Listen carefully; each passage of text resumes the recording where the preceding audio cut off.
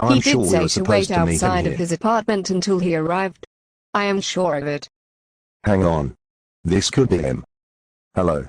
Robert speaking. Oh, it's you, sir. Yes. Understand. Yes, understand. Got it. See you there. Was that the boss? We have to meet him at another location. Hi, kids. Glad you can make it. Welcome to our World News Incorporated. Here we make or break kings. Thank you, sir.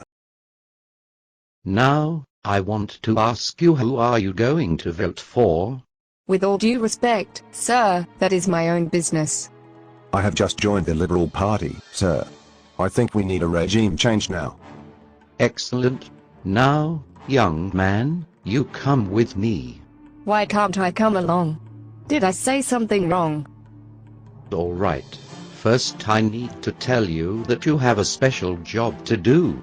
By the way, I hope that young lady is not a friend of yours, because she no longer has a job with us. Now we own over 70% of newsprint here in Australia, and have good coverage in the electronic media space.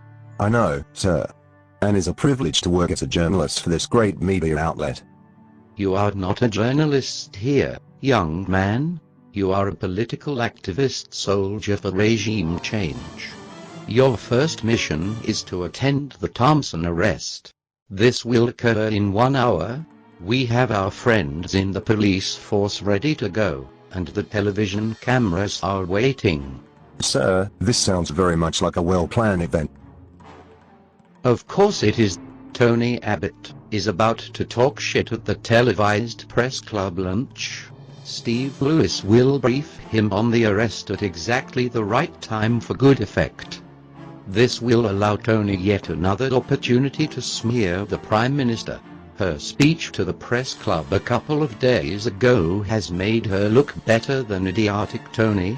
Was not Steve Lewis, the journalist, behind the Woodgate and Ashbygate media conspiracies to destroy the reputation of the government?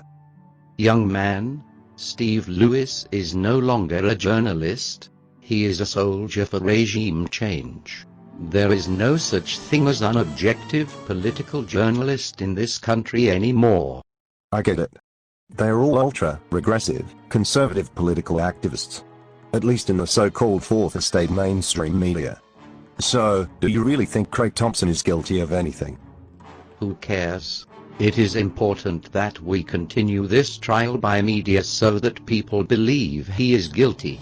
What about Kathy Jackson, who was also under investigation for defrauding the health services union members? Why don't we also examine her instead of giving her a free run in the media to continually attack the character of Craig Thompson and criticize the government? Maybe we should also talk about the pathetic investigation carried out by Fair Work Australia, and the fact that one of the commissioners, Lawler, has been interfering with the process. Why can't we inform the Australian public that he is romantically linked to Jackson, and was appointed to the position by Abbott, when he was a minister? This whole thing stinks of a filthy conspiracy to generate an immediate election so that, with your help, Abbott can waltz in as the new Prime Minister, with absolutely no scrutiny of his shallow policies, or shonky budget to implement them. I take it that you are not really a member of the Liberal Party. No, you disgusting cancer on Australian democracy. No one elected you to play political games. I am, so, out of here. Welcome to our regular tactical meeting. As you know, our stewardship as the Fourth Estate is being questioned in the public domain by the Fifth Estate. Too many online alternative publications are calling us liars and political activists. Our worst enemy are the facts, particularly the very healthy state of the Australian economy and government initiatives such as the National Broadband Network.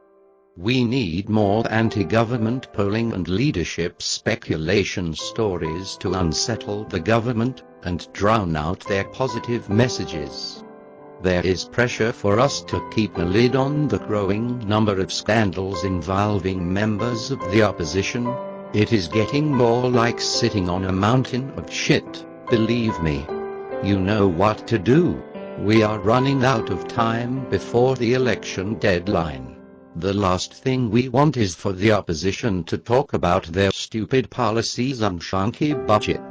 It is imperative that we keep the public conversation focused on fear and smear in the mainstream media. We have our allies in the ABC to help us, of course.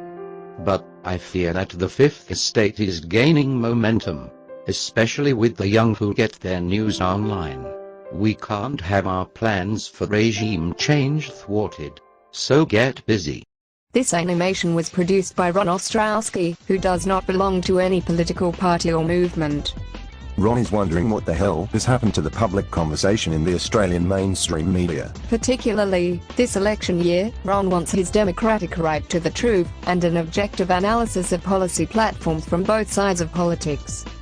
Instead, Ron is getting useless, defaming gossipy crap from the Australian mainstream media. It is often so puerile that even 6-year-olds wince with embarrassment.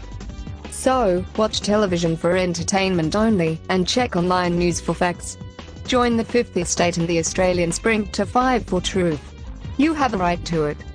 Save your money in the forests, and don't buy newspapers. This way you will be telling the lying and politically active news barons where to stick it. Goodbye for now.